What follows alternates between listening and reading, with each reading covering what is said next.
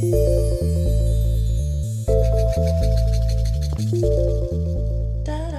here we're carrying on with topic 1, physical quantities and units. Now, what we're looking at here is homogeneity. Now, homogeneous or homogeneity associates itself with these base units. It tells us if something is homogeneous, then the equation can work. The reason for that is if you look at this equation here, the equal sign, okay, that tells you that both sides of the equation mean the same thing. So this side is velocity, that means this side is also velocity. Okay, so both sides have to be the same thing. So that means if both sides of the equal sign, the units are the same, then we can say that the equation will work. So in this case, if we put in 10 meters and 10 seconds into the equation, we get 1 meter per second, and this side we also get 1 meter per second. So we're saying that because of those units there, they both have the same meaning. Okay, we're dividing here, we're dividing meters, dividing by seconds. Okay. Now, another way of looking at it is, let's say we've got these two cubes, okay, or let's say two squares. Okay, so we've got one square there, and there's some dimensions on there. So A is the height of this square, so we'll call that square A, that one's square B. So A is the height of square A, and B is the height of square B. Now, for me to find the area, then I must, this is for the total area, I must add the two areas. Okay, so length A squared plus B squared. Okay, and if you look at the units of these, area is measured in meters squared, or it could be centimeters squared or millimeters squared. Then if we're using A, it's actually got the same unit, and then B, it's also got the same unit. Okay, so that we can actually say that this equation works. However, if we wanted to do this one here, where we've said area is equal to meters squared, and tried to add together another area plus a length, we cannot do this, because that does not end up being area. It ends up just being nothing of no meaning at all. Okay, you need to add area to area, length to length, time to time. You always add the same thing together. So homogeneity checks to see if the units on each side of an equation are a match. If they do, we can say that the equation is homogeneous or that it works. Okay, let's look at this example here. Okay, so famous equation equals mc squared, where E is energy, m is mass, and c is speed. What we're going to do is derive the base units for energy on one side, and then derive the units for mass times speed squared on the other side. So let's look at energy. Now, first step would be, let's find a formula. Okay, so work equals force times distance. Now, like we've done before, I didn't know what force was, so I could also use F equals ma, and I can then put that into the equation for force. So I get m times A times D, or mad, and I now know the units for these three terms, all in base units. So I can put them straight in. So I have kg ms to the negative 2 multiplied by another m. Okay, and that equals kg m squared s to the negative 2. So that's my derived unit for energy. Now that's using the defining formulas. W equals FD or FS later on is the defining formula for work or energy, and using other equations for force we can then find that derived unit. Let's look at the other side. Mass times speed squared. So mass is, let's write it here, so m times c squared. Let's put in the unit straight away because I do actually know what mass and speed are in their base units. So kg is mass, speed is ms to the negative 1. So it's all in base units, m and s, and I am going to square that. So this is the same as m1 s to the negative 1. When you square it, you multiply the exponents. So you get kg m squared s to the negative 2 as my total derived unit for the right-hand side. What do you know? These two equations here and there are equal, so we can say that the equation is homogeneous. Now what we have here, we have another example, different equation.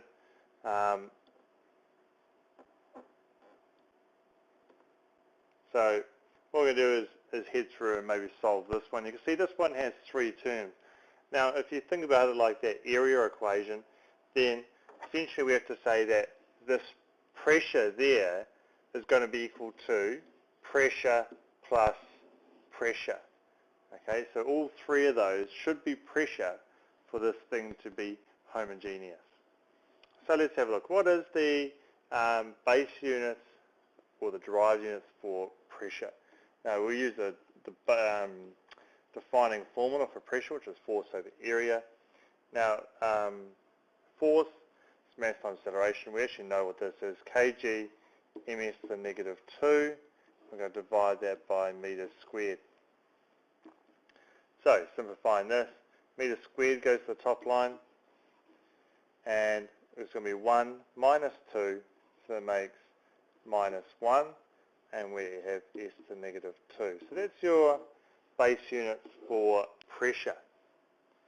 Now, maybe we now look at half rho v squared. Now I'm going to ignore the half. Why? Because it doesn't have any units. So let's just look at rho v squared. Okay, now rho is density. We could use the formula, which in fact we might. Density equals mass divided by volume. So this is kg m to the negative 3. Okay, so we're going to put that into the equation here. So we have kg m to the negative 3 multiplied by ms to the negative 1 squared. So let's see what we get there. We get kg, we're going to have m squared and m to the negative 3, so that makes m to the negative 1, and we're going to have s to the negative 1 squared, which is s to the negative 2. So far so good. Okay, we got the same derived units as the original pressure there. So let's look at the next one, rho gh. Now, already done rho. G is acceleration, h is height. So in fact I know all the units for these in base units only. So what is density? Is kg m to the negative 3, okay, mass per unit volume. I'm going to multiply that by ms to the negative 2 multiplied by m. So we have kg, we have down negative 3 for m, but we're going up 2. Okay, so we have m to the negative 1, and we have s to the negative 2. And what do you know? This equation is homogeneous.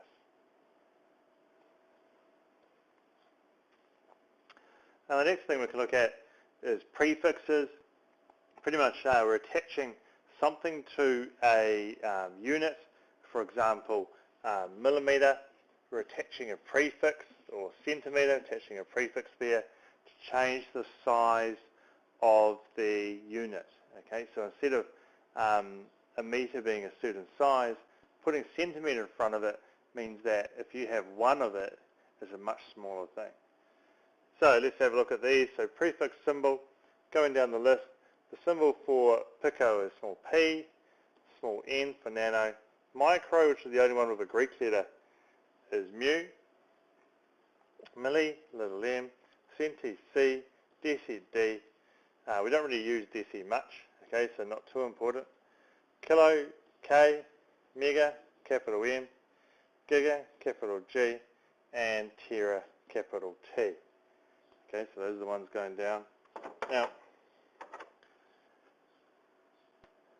the good thing about what you might need to learn is the sets of threes. If you actually try on your calculator pressing the E and G button, the engineering button, you see it changes the size of the value by a exponent of 3. So let's try and have a look at what the size of pico is. It's actually going to be 10, something multiplied by 10 to the power of negative 12.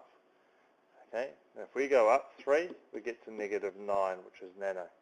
If we go up 3, we get to 10 to negative 6, which is micro. Go up 3, you get 10 to the negative 3, which is milli. And going down the other way, times 10 to the 3 here for kilo, times 10 to the 6 there for mega, times 10 to the 9 there for giga, and times 10 to the 12 there for tera. And a couple missing here. Okay, centi is 10 to the negative 2, and deci is 10 to the negative 1. Okay. Those we won't go too much into because you should really know them by now. Now, estimation. What I'm going to require you to do is we'll do this in class, but I might go through some of them now. So what you're going to do is you're going to do just a table with your quantity, estimates, and some measurements. So here's some here. So if we're looking at the height of a bench in a room, let's say it's around about waist height, and then like a normal, let's say it's about my waist height. I'm about 1.8 meters, so it must be around about a meter, okay, at a guess.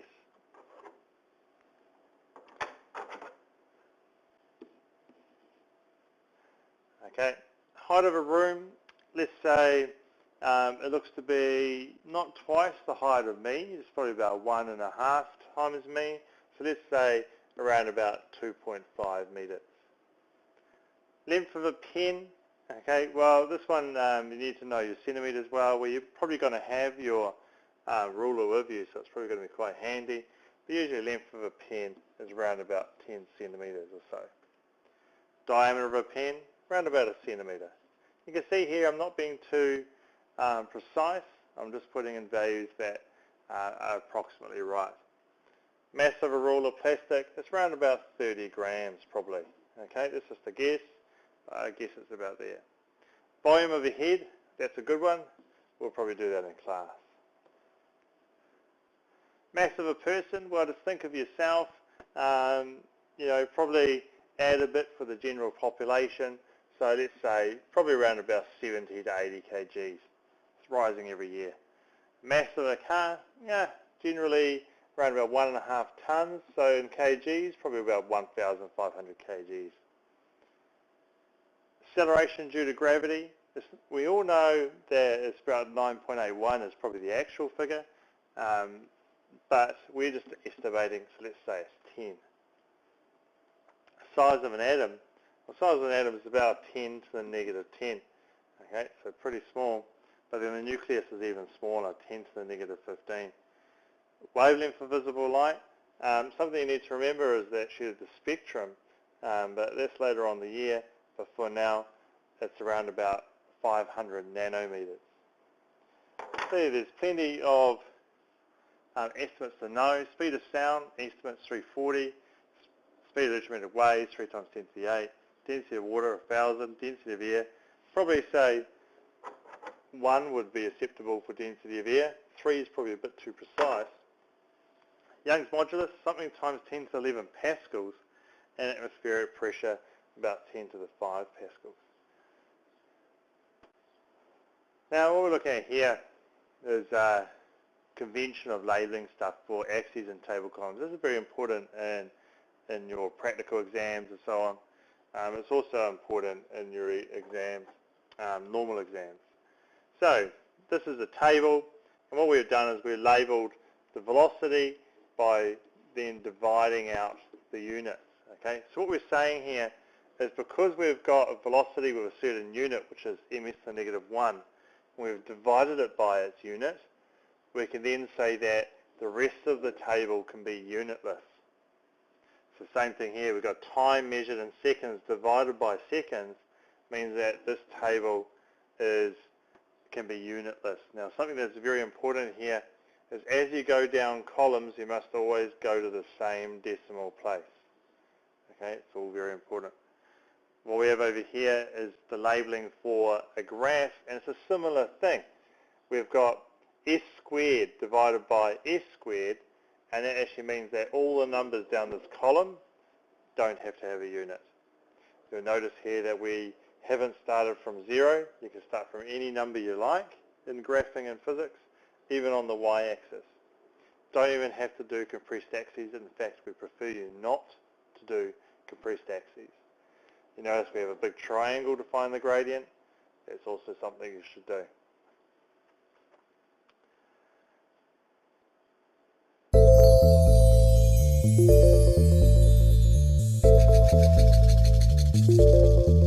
Da, da, da, da.